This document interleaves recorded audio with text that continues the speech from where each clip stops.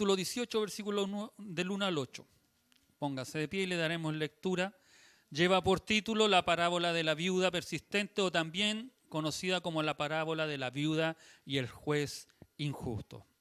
También le refirió Jesús una parábola sobre la necesidad de orar siempre y no desmayar, diciendo: había en una ciudad un juez que ni tenía a Dios, ni temía a Dios, ni respetaba a hombre. Había también en aquella ciudad una viuda, la cual venía a él diciendo: hazme justicia de mi adversario. Y él no quiso por algún tiempo, pero después de esto dijo dentro de sí: aunque ni temo a Dios, ni tengo respeto a hombre, sin embargo, porque esta viuda me es molesta, le haré justicia, no sea que viniendo de continuo me agote la paciencia. Y dijo el Señor: oíd lo que dijo el juez injusto. ¿Y acaso Dios no hará justicia a sus escogidos, que claman a él día y noche? ¿Se tardará en responderles? Os digo que pronto les hará justicia, pero cuando venga el Hijo del Hombre, hallará fe en la tierra. Amén. Tome su asiento.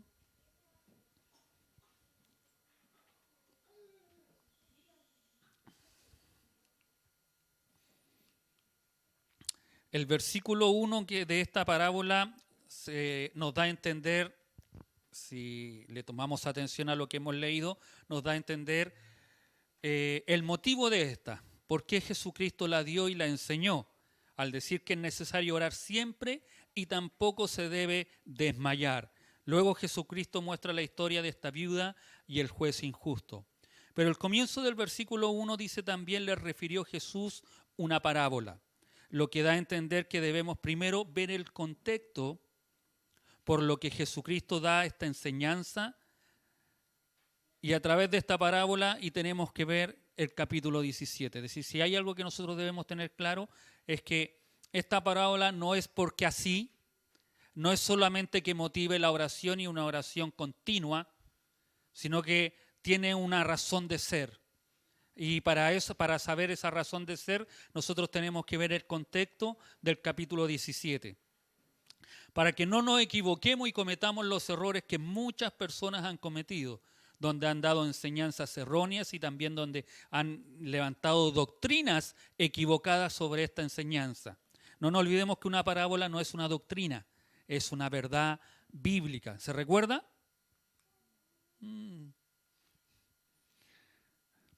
Vamos a ver lo que dice la Biblia en lenguaje sencillo del capítulo 17, verso 20 en adelante. Dice: algunos fariseos le preguntaron a Jesús: ¿cuándo comenzará Dios a reinar aquí?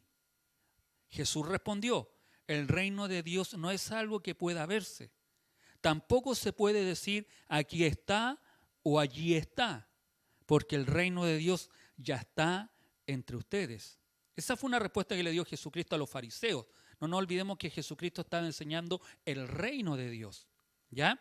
Y lo que Él les dice, que el reino de Dios ya está y está entre ustedes, lo que ustedes no se han dado cuenta y no reconocían a que Jesucristo, que era el que había sido enviado para instaurar el reino de Dios en la tierra.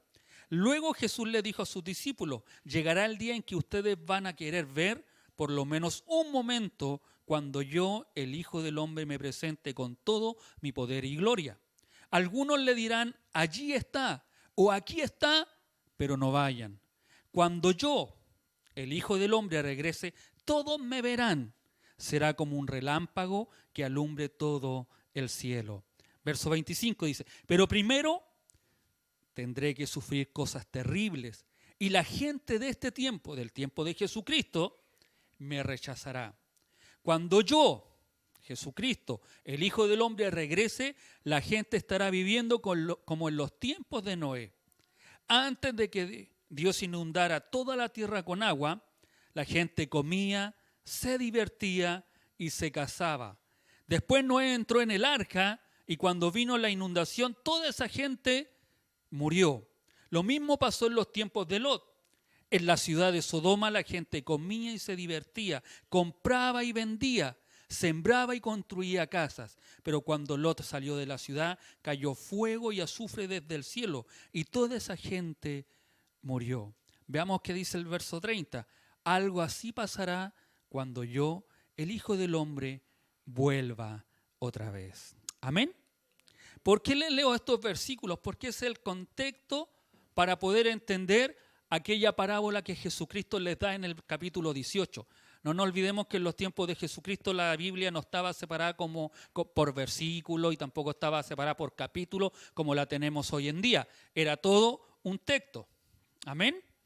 Entonces, por ese motivo nosotros debemos tener claro por qué se habla Jesucristo de esta forma. ¿Qué es lo que se estaba viviendo? ¿Qué es lo que estaba enseñando? Y esto no es ausente, sino que el capítulo 24, donde habla también de las señales del fin y el día de la venida del Señor, también nos habla algo similar de lo que ocurrirá cuando Jesucristo venga.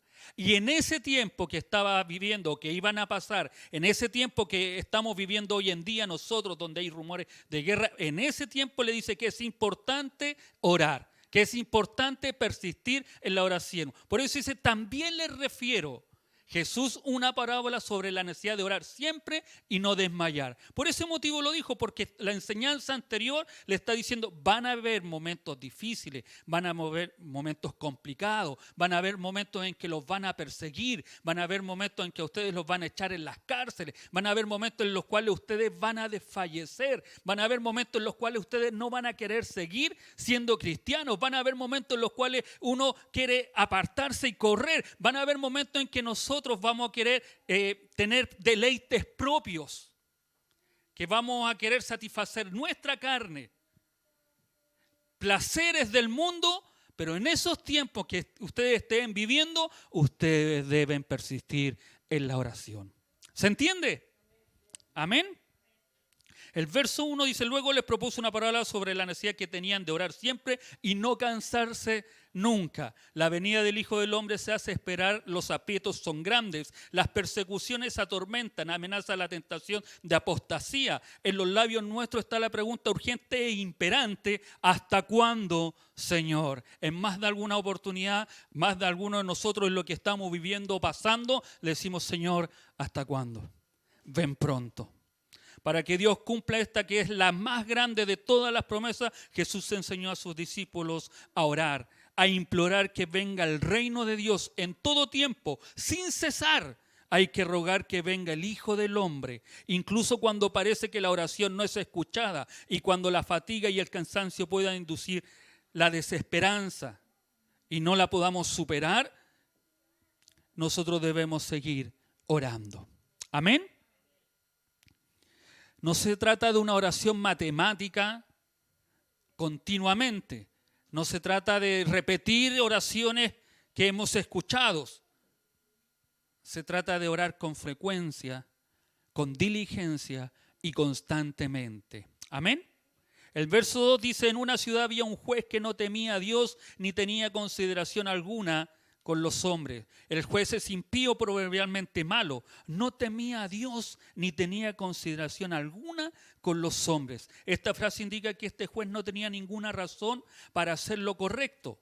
No tenía principios espirituales ni morales. Desempeñaba su función judicial a su arbitrio, como si no hubiera Dios a quien tuviera que rendir cuentas, y se comportaba exactamente como no lo debía hacer un juez. El encargo de Dios al juez, lo que la palabra del Señor dice que un juez debía hacer, es lo siguiente, dice, hacer justicia al pobre y al huérfano, tratar justamente al desvalido y al menesteroso, librar al pobre y al necesitado, sacarlo de las garras del impío. Ese era lo que un juez debía hacer. Pero este juez que nos muestra Jesucristo en la historia es algo que no estaba haciendo. Se parece mucho a los jueces de hoy en día. A los jueces que a veces, lamentablemente a veces se da que porque uno no tiene dinero para reclamar o hacer un alegato justo, no puede ir donde un juez. Y uno ve que las personas pagan harta suma y salen muy rápido de la cárcel y no hay justicia. En ese tiempo también estaba ocurriendo lo mismo. El verso 3 dice, había también en aquella ciudad una viuda que acudía a él para decirle, hazme justicia contra mi adversario. La viuda es el tipo de la pobre mujer sin protección del marido, oprimida e indefensa. la más vulnerable del pueblo de Dios, y tanto los profetas del Antiguo Testamento como los apóstoles del Nuevo Testamento insistieron que debían atenderse como era debido. La Escritura exhorta con frecuencia a cuidar de las viudas, a hacer justicia al huérfano, amparad a la viuda. Dice en Isaías, y en el Nuevo Testamento Santiago dice: la religión pura y sin mancha delante de Dios y Padre es esta: visitar huérfanos y viudas en su tribulación y conservarse limpio del contagio del mundo. Hazme justicia de mi adversario, reclamaba o decía aquella viuda. Siendo personas desvalidas, las viudas recibían consideración especial en las cortes. Aunque allí no se menciona lo que le había hecho o lo que estaba viviendo la viuda, porque estaba pidiendo que se le hiciera justicia, en Lucas capítulo 20, versículo 47 se menciona cómo los escribas abusaban de las viudas. Veamos lo que dice.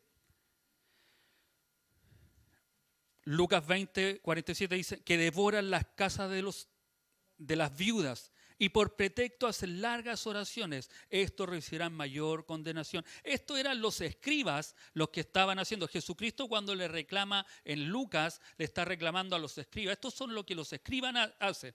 Y dice que estos devoran las casas de las viudas. Hacían como cuando uno dice: la persona ya está a punto de caer, hay que hacer leña del árbol caído. Ojalá, si la persona está en el suelo, hay que pisotearla más. Es como aquel chiste cuando le estaban pegando 4 a una persona y fuimos 5 que terminamos pegándole a aquella persona.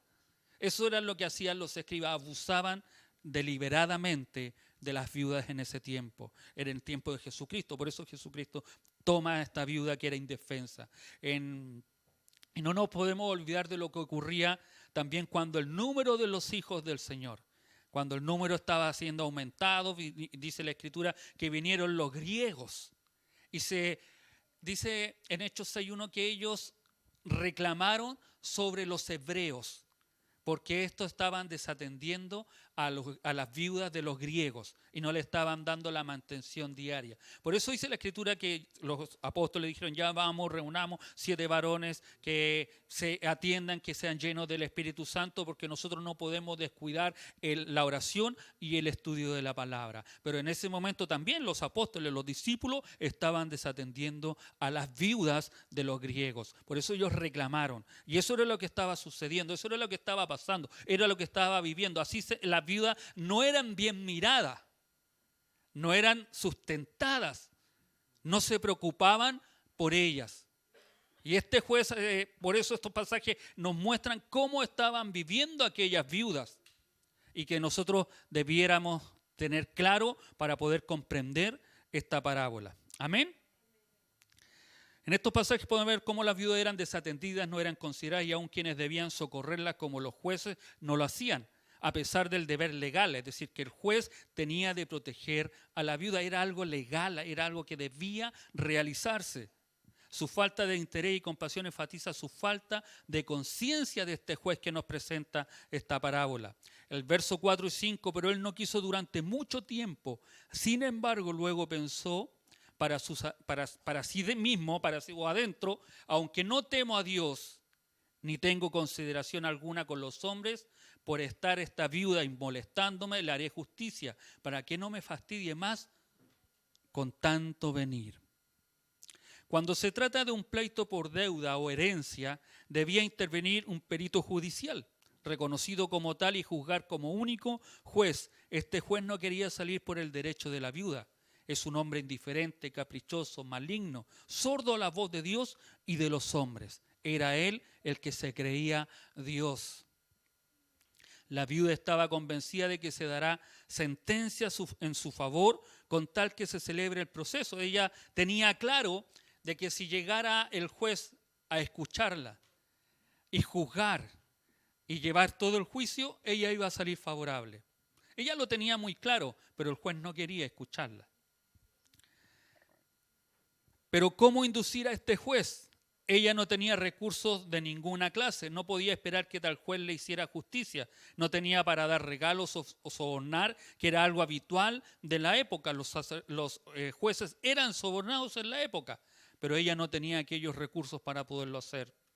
No se olvide que era una viuda. ¿Qué otra solución le quedaba? Sino volver una y otra vez, presentar su solicitud insistentemente y con perseverancia. Así lo hace hasta que el juez acaba por hastiarse. El monólogo del juez descubre sus pensamientos. No le importa lo que se dice de él. Así es él y así quiere ser.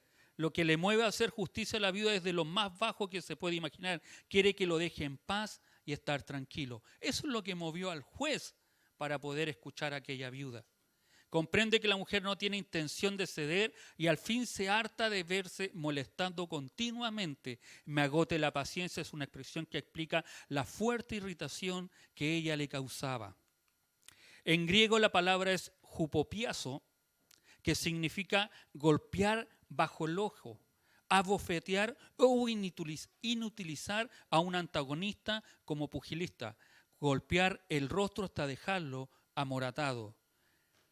En forma figurativa, hacer una broma o hostigar.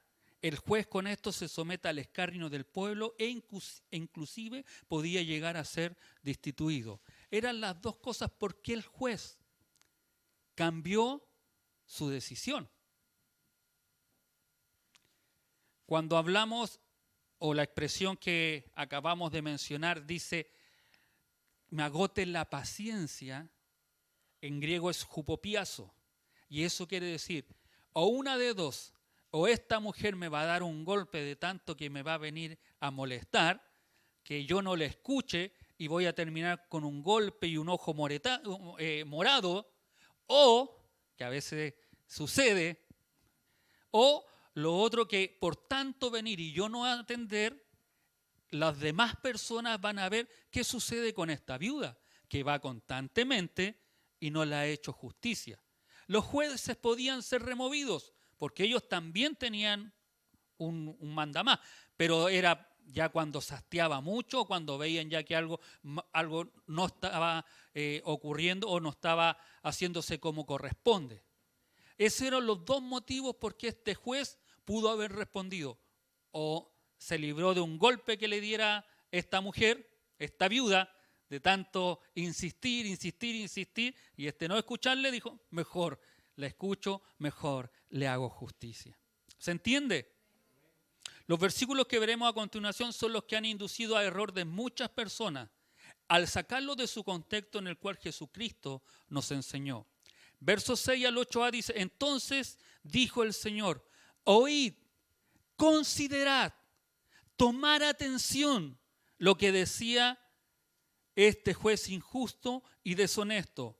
Y Dios no hará justicia a sus elegidos que claman a Él día y noche. Aunque les haga esperar, yo digo les hará justicia prontamente.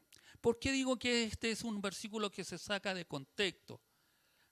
Porque este es un versículo que personas lamentablemente lo han predicado mal y han inducido al pueblo de Dios a pensar, porque este es el versículo en el cual se piensa que nuestras oraciones pueden cambiar la voluntad de Dios.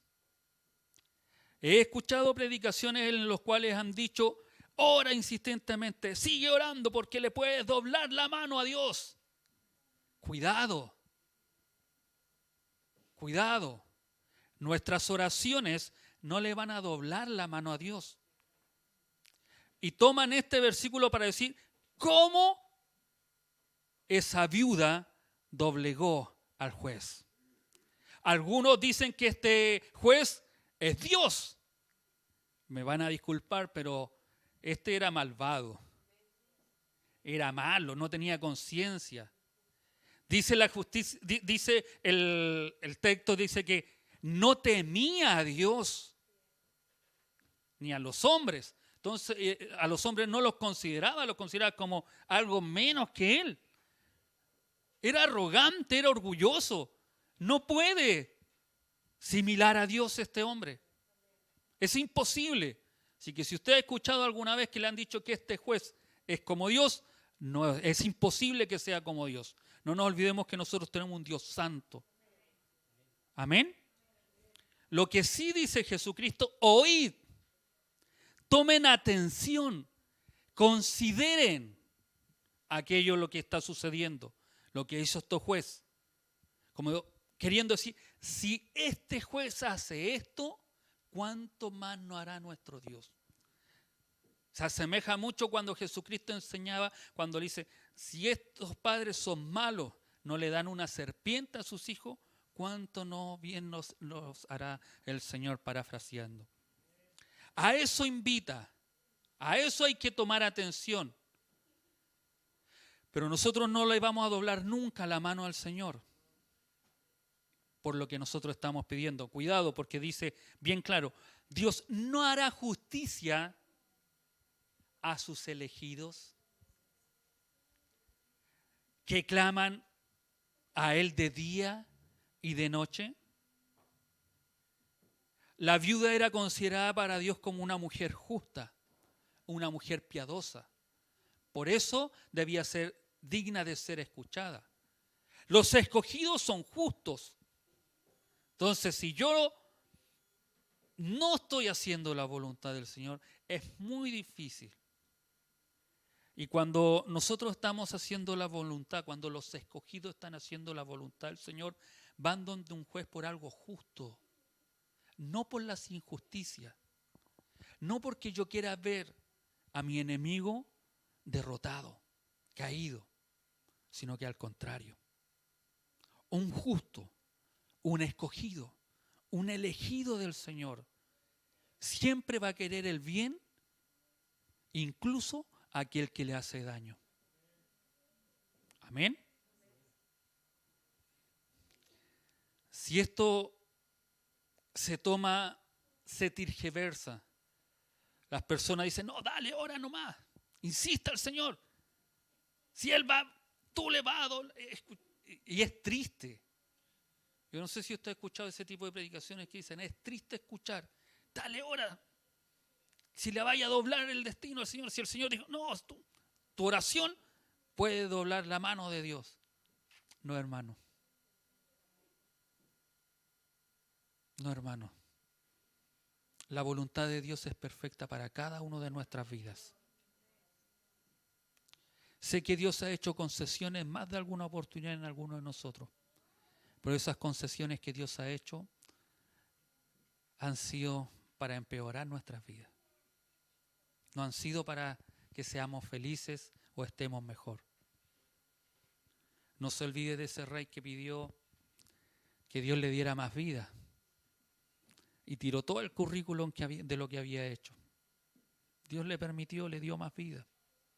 Pero la vida que tuvo desde ahí en adelante, ese rey no fue la mejor.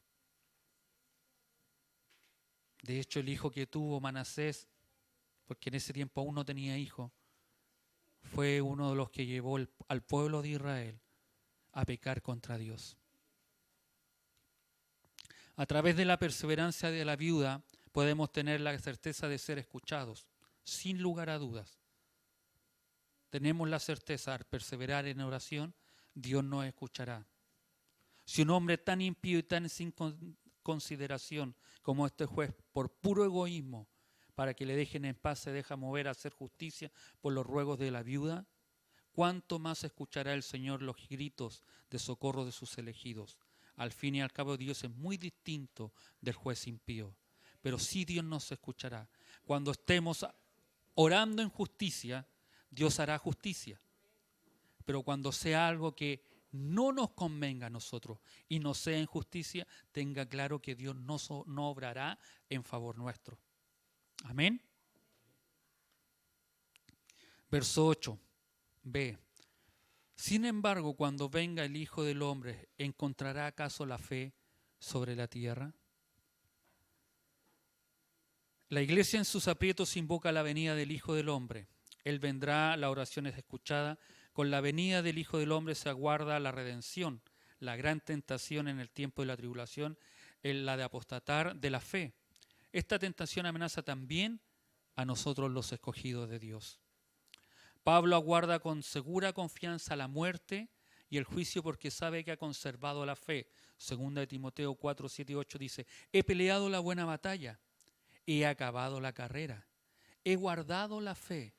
Por lo demás me está guardada la corona de justicia, la cual me dará el Señor juez justo en aquel día, y no solo a mí, sino también a todos los que aman su venida. ¿Sabe que cuando, y esta última frase de esta parábola que dice, hallará fe en la tierra, a veces nosotros la tomamos como una afirmación de Jesucristo. Y es una pregunta.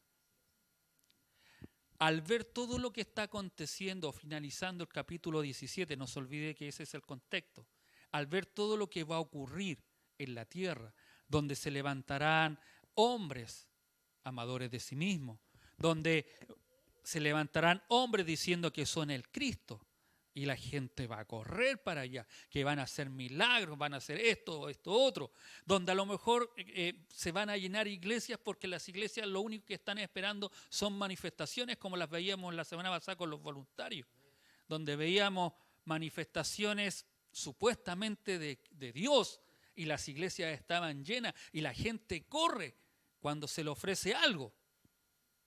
Cuando se le ofrece que van a dar algo, la gente llena esos lugares. Véalo, es decir, noche de sanidad, noche de milagro. Se llenan esos lugares. Pero vaya a decir usted, noche de arrepentirse, noche de dejar los pecados. Llegan los mismos fieles de siempre. Y es triste, pero es algo que ocurre. Y ahí es donde hace esa pregunta Jesucristo. A lo que está aconteciendo a nivel mundial. Y la pregunta se las hace a ellos. ¿Habrá fe en la tierra? ¿Habrá amor en la tierra? Y la respuesta nuestra, de los que decimos servir al Señor, de los que decimos ser los escogidos de Dios, debiera ser sí. Porque yo voy a estar buscando de Dios. Como decía Pablo, él estaba seguro. He peleado la buena batalla. He acabado la carrera. Por lo demás me está guardada la corona de justicia que le dará el Señor justo en el día que Él venga. Por eso va a hallar fe. ¿Usted sigue manteniendo su fe? ¿Sigue esperando al Señor? A pesar de lo que está viviendo o pasando, a lo que usted pueda ver a su alrededor, ¿sigue confiando en el Señor? Esa debe ser nuestra fe. Entonces, cuando venga el Señor, sí va a haber fe, porque yo voy a estar esperando ese momento. Cristo a través de esta parábola anima a aquellos hombres, a aquellos discípulos, aquellos que ya iban y sabían lo que iba a ocurrir con Jesucristo. Los anima a seguir, a pesar de las tribulaciones que puedan venir, sigan orando. Sigan pidiéndole al Señor. No se cansen de orar a Dios. La palabra con que se cierra la exposición de la parábola es una pregunta seria dirigida a nosotros. Por Dios no queda, pero ¿y vosotros viene la salvación? Pero no se otorga sin dura lucha, sin el mayor esfuerzo y sin perseverancia y fidelidad. La parábola enseña la necesidad de una oración perseverante, pero a su vez en el contexto de Lucas viene situada aquí por la necesidad de la vigilancia ante la venida del Hijo del Hombre. A la hora de esta venida se enfriará el amor de muchos, dice Mateo 24:12, y aparecerán falsos profetas y falsos cristos, con potentes que pretenderán engañar, si fuera posible, a los mismos elegidos. Marcos 13:22. La pregunta, amados hermanos, ¿continuaremos perseverando? En esta disyuntiva, en esto que a veces no sabemos qué sucederá, a veces no sabemos para dónde va la micro, con los destinos que se están realizando o haciendo, con lo que está sucediendo a diario. ¿Cómo está nuestra vida? ¿Cómo está nuestra vida espiritual? ¿Sigo amando al Señor? ¿Mi fe estará intacta? ¿Sigo confiando en Dios? ¿Sigo confiando en Cristo? ¿Sigo confiando en este Cristo que me ofrece vida eterna? ¿O soy seducido por todo lo que está aconteciendo? ¿Soy seducido por el engaño? ¿Por las patrañas que existen? ¿Por las cosas que están apareciendo a diario? ¿Con nuevas declaraciones que puedan salir? ¿Por aquellos que dicen que tú y yo no somos tolerantes? ¿Por aquellos que quieren sacar o que quieren que los cristianos no existan? ¿Seguiremos con nuestra fe intacta? En esos momentos en que nosotros estamos dudando, en esos momentos en que nosotros podemos desfallecer, es donde Cristo nos dice, sigan orando, sigan persistiendo, sigan velando. En ese contexto de la segunda venida del Señor es donde está puesta esta parábola. Para que nosotros, cada uno de nosotros, no nos dejemos seducir por lo que el mundo está diciendo o por lo que el mundo está haciendo. Por injusto que a lo mejor pueda sonar, por injusto que a lo mejor pueda parecer, o incluso lo que nosotros vivimos a veces, que nosotros podemos decir es injusto lo que estoy pasando o que estoy viviendo. Por injusto que a lo mejor pueda suceder, que a lo mejor uno intenta a diario hacer la voluntad del Señor, se niega a sí mismo, pero a pesar de eso suceden cosas injustas, cosas que no entendemos, cosas que incluso a lo mejor nosotros como pastores quisiéramos que se solucionaran en alguno de ustedes, que alguno de ustedes se pudiera sanar y vemos que a diario luchan con esas enfermedades. Pero a pesar de eso, la Escritura me enseña y nos invita, amados hermanos, a persistir en la oración. A orar sin cesar, como decía mi hermano Patito la semana pasada, el domingo en la mañana. A orar incansablemente. Pero que ojalá cambiemos nuestra oración más que pedirle al Señor, sino que de agradecerle. Aún por la enfermedad que puedas estar viviendo, aún por la situación injusta que a lo mejor puedas estar pasando, aún por lo injusto que te puedan estar tratando, uno pudiera estar orando, dándole gracias, Señor. Y que Él nos capacite cada día para poder entender su voluntad. Cada cosa que Dios hace, que Dios realiza, nunca es para hacernos daño. Siempre es para crecer y madurar. Amén. Póngase de pie. Vamos a orar al Señor.